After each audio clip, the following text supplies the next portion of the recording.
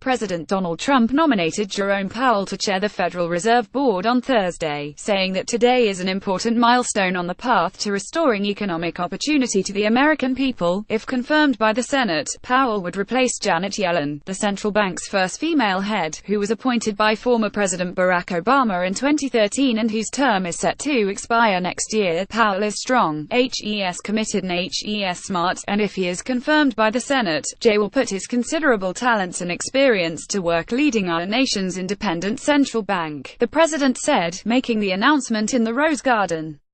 Powell, a Republican with a background in investment banking, has served as a Fed governor since 2012 and has backed much of Yellen's monetary and financial regulation. Powell's selection suggests a continuation of the bank's current regulatory policies. Like Yellen, Powell prefers a slower rise in interest rates headed toward historical averages. Powell is likely to extend the current interest rate policy with perhaps a lighter touch on financial regulation, according to the Wall Street Journal. Powell had been reported as Trump's top choice earlier in the week.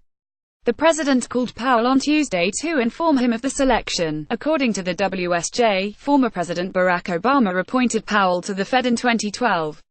He was later confirmed by a Democratic-controlled Senate. However, 20 Republicans opposed, including GOP leaders Sense John Cornyn, Texas, and John Thune, SD. He also worked at the Treasury Department during former President George H.W. Bush's administration.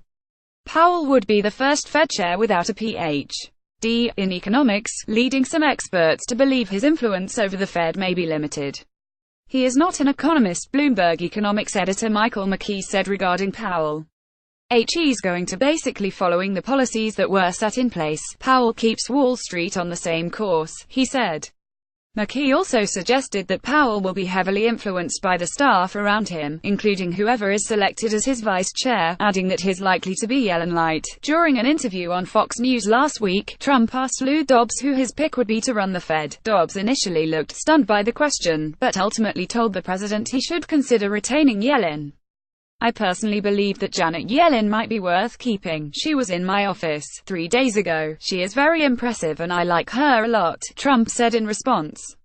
Powell's nominations marks the first time in nearly 4 decades that the serving Fed chair wasn't asked to stay on for another term by a new president. President Jimmy Carter was the last administration to do so back in 1978 when G. William Miller was nominated to replace Arthur Burns.